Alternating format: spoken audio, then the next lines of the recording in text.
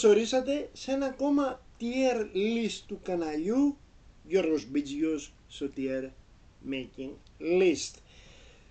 Στο συγκεκριμένο βίντεο θα κατατάξουμε τις κορυφαίες ομάδες της Ισπανίας. Όμως, πριν γίνει αυτό, μην ξεχνάτε ένα like, subscribe και comment, είτε θετικό είτε αρνητικό, όλα τα δεχόμαστε, αρκεί να μας κάνετε σχόλιο. Και έχει ανοίξει η πλατφόρμα για να γίνετε μέλη στο κανάλι μας εδώ και περίπου 2 εβδομάδες. Οι τιμές δεν είναι υπερβολικές, ξεκινούν από 99 λεπτά, έχουμε και με 1,99 λεπτά, με 2,99 λεπτά και με 3,99 λεπτά. Παιδιά, γίνετε μέλη του καναλιού μας για να μας βοηθήσετε αυτή η προσπάθεια να γίνει όλο και καλύτερη. Λοιπόν, πάμε για το tier list. Τι λέτε? Λοιπόν, οι κατηγορίες είναι οι εξής: S tier, A tier, B tier, C tier και D tier, που βλέπετε την έχω συμπληρώσει ήδη, καθώς ήταν πάρα πολλές ομάδες. Βλέπετε ομάδες όπως η Heracles, η Lugo, Tenerife, η Sporting Gijón, η Albacete, η Tenerife, την είπαμε, η Alcorcón. Λοιπόν, τώρα πάμε να συνεχίσουμε το tier list και να βαθμολογήσουμε τις ομάδες που έμειναν, και είναι, από ό,τι βλέπω, αρκετές. Ξεκινάμε τη θρυλική Athletic Club de Bilbao, μια ομάδα η οποία μέχρι να σπάσει το σερί της με τις περισσότερες κατακτήσεις κυπέλων ήταν η πολυνίκης του θεσμού του κυπέλου Ισπανίας, πολλά πρωταθλήματα, μια θρυλική δεκαετία του 80, από τις ομάδες που πήγανε κόντρα στο καθεστώς του Φράγκο.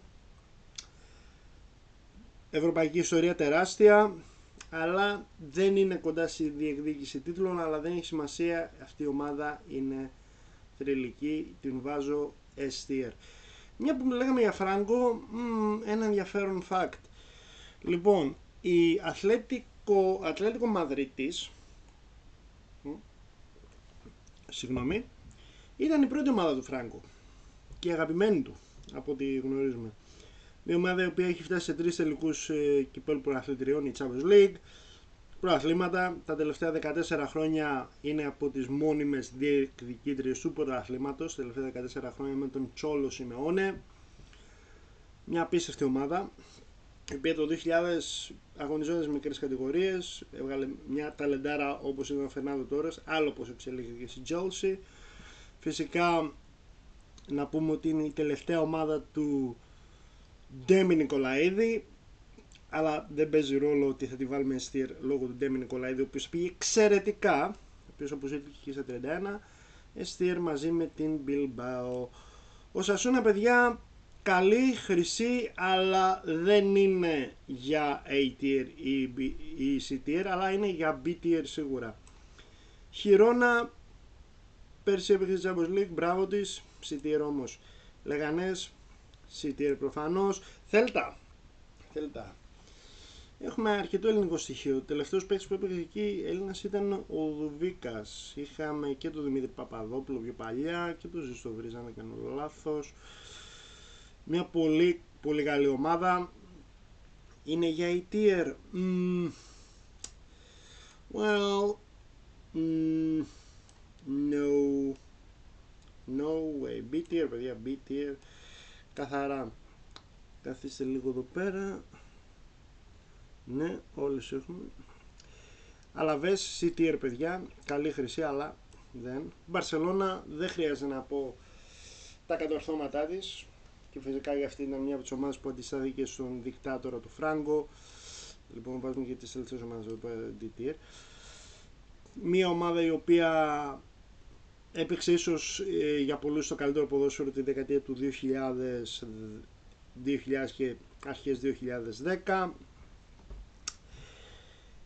η Μπαρτσελώνα ξεκίνησε αυτό το τίκι-τάκα και γενικά να το παίζει δεκαετία του 90 με τον αρχιμάστορά της και στον αγωνιστικό χώρο που πήρε πρωτάθλημα με αυτήν και μετά που οργάνωσε τη μασία τον ανυπέρβλητο Johan Cruyff. Παιδιά,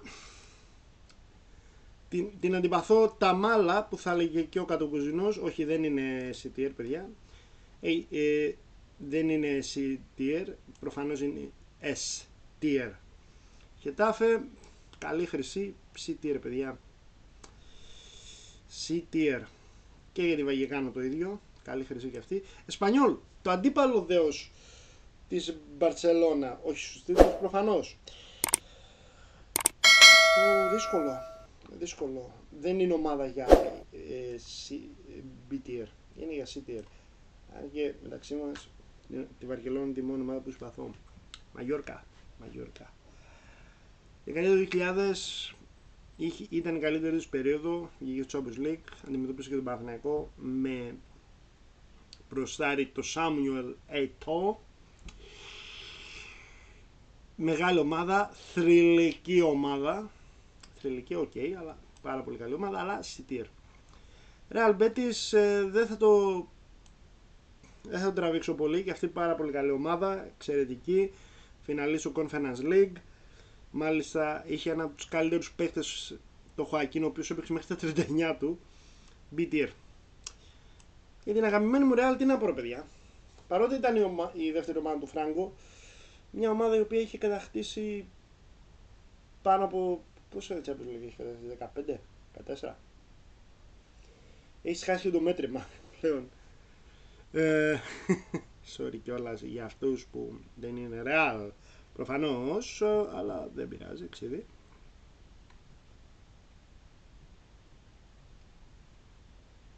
«15, ναι. Πόσα πρωταθλήματα Ισπανίας, πολυνίκησε των πρωταθλημάτων Ισπανίας, όχι των κυπέλων, γιατί μέχρι να πάρει το κύπελο του 2011 με τον Κριστιάνο Ρονάλντο, που έβαλε εκείνο το γκολ στην παράτηση, που σε εκείνο το μάτι η Μπαρσελόνα έκανε παπάδες, και το πάρει 21 χρόνια. Και μάλιστα το Σέρτζιο Ράμος σου έπεσε κιόλας. Αλλά λεπτομέρειες, details, S-tier προφανώς, με αυτές τις ομάδες που έχουμε στο S-tier. Μια ομάδα η οποία τη δεκαετία του 2000 ήταν πάρα πολύ καλή. Έβγαλε την ταλεντέρα που ακούει στο όνομα Τσάμπι Αλόνσο, ο οποίος είναι ο νέος προπονητής Real, καριέρα Liverpool, Real και Bayern και τα λοιπά. Το double με την Leverkusen σαν προπονητής. Γι' αυτό το λόγο A-tier η Sociedad, η οποία τα τελευταία χρόνια έχει κατακτήσει και ένα κυπελό. Για το Liv, C-tier, παιδιά. C-tier. Σεβίγια, η πολυνίκη του Europa League, η οποία όμως έχει να κατακτήσει πρωτάθλημα, πόσα χρόνια είναι, 89. Πολυνίκη του Europa League στην Ισπανία δεν θα έλεγα ότι είναι από τις μόνιμες διεκδικήτριες, υπήρχαν κάποιες χρονιές, αλλά μόνο το γεγονός ότι είναι πολυνίκης, A-tier, παιδιά, του Europa League. Las Palmas, C-tier προφανώς. Βαλένθια, εδώ είναι τα δύσκολα. Θα την βάλω C-tier, γιατί τη δεκαετία του 2000, όταν η Μπαρσελόνα είχε εξαιρετική ομάδα, όπως Ριβάλντο, Λισερίκε, Κλάιβερτ, Πιτσερικά, Τσάβι, Πουγιόλ που ήταν μπασμένος, έκανε χαβαλέ. Δηλαδή το 2000 μέχρι το 2004 είχε κατακτήσει 2 πρωταθλήματα, αν δεν κάνω τρομερό λάθος.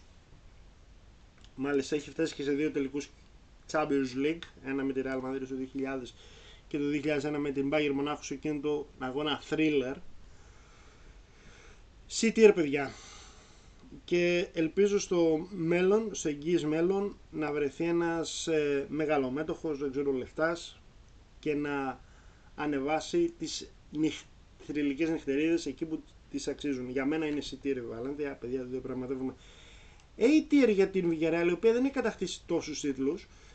Κατέκτησε το Europa League το 2021 με ποιον άλλο, με τον Unai Emery που είναι σπεσιαλίστας σε αυτά. Είχε μια καλή πορεία το 2005-2006 στους 4, αν δεν κάνω λάθος, του Champions League, Diego Forlán, Robert Pires και δεν συμμαζεύεται. Από εκεί και πέρα έχει μια σταθερή πορεία, έχει πέσει κάποιες φορές, αλλά έχει μια σταθερή πορεία. Villarreal, A-tier, ξέρω ότι είναι πολύ αυστηρό, αλλά οκ. Και πάμε στην La Coruña. La Coruña, εδώ είναι τα δύσκολα, παιδιά. Διότι η La Coruña το 2000 είχε μια ομαδάρα, δεκαετία 2000. Μέχρι το 7-8 ήταν ανταγωνιζόταν τους μεγάλους.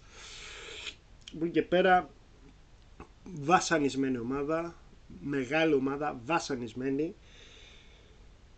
Το γεγονός ότι τις τελευταίες χρονιές είναι σε μικρές κατηγορίες θα την έβαζα A-tier, παιδιά, ξεκάθαρα, αλλά δεν μου πάει η καρδιά να τη βάλω και C-tier, οπότε θα τη βάλω B-tier, παιδιά, την Deportivo La Coruña. Έλτσε, C-tier, μου πάει η καρδιά.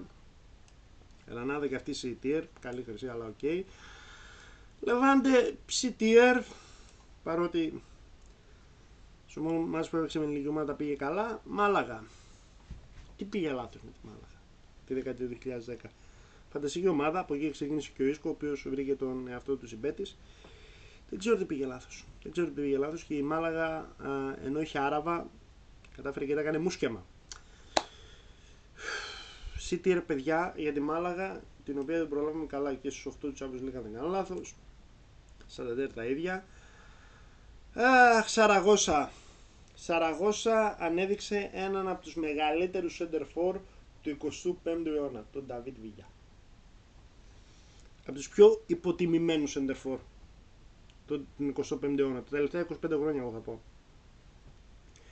Κύπελα, νομίζω πρωταθλήματα και αυτές τις μικρές κατηγορίες, όπως με τη La Coruña, δεν μου πάει καρδιά να βάλω αυτή την ομάδα C-tier, συγγνώμη.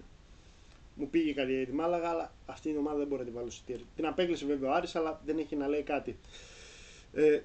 Μεγάλη πρόκληση για τον Άρη προφανώς, το 2007-2008, αλλά τέλος πάντων οι δύο τελευταίες, η Μπάρ και Αλμερία, C-tier, προφανώς. Ήταν λίγο κάπως τεμπέλικη λίστα, αλλά αυτή είναι η λίστα μας, παιδιά. S-tier, τις βλέπετε τις ομάδες, φυσικά Athletic Club de Bilbao, Atlético Madrid, Barcelona, Real Madrid και Valencia. A-tier, Real Sociedad, Sevilla, Villarreal. B-tier, Osasuna, Celta, Betis, La Coruña και Σαραγώσα. Και C-tier την βλέπετε. Και φυσικά D-tier που την έκανα off cameras. Λοιπόν, αυτό είναι το tier list με την κατάταξη των καλύτερων ισπανικών ομάδων βάσει της άποψής μας. Λοιπόν, αυτό ήταν το tier list για τις καλύτερες ισπανικές ομάδες όλων των εποχών. Την άλλη εβδομάδα, το είχα προλογίσει πριν μία εβδομάδα, δεν κάνω λάθος, στο tier list για τις ιταλικές ομάδες, θα έχουμε κατάταξη, Romo, please, για τις καλύτερες σεζόν των Pokemon. Οπότε, ανάλογα τι ώρα θα δείτε το συγκεκριμένο βίντεο, πρωί, μεσημέρι και βράδυ, έχετε μια υπέροχη μέρα, ένα υπέροχο βράδυ. You know the drill. Γεια σας!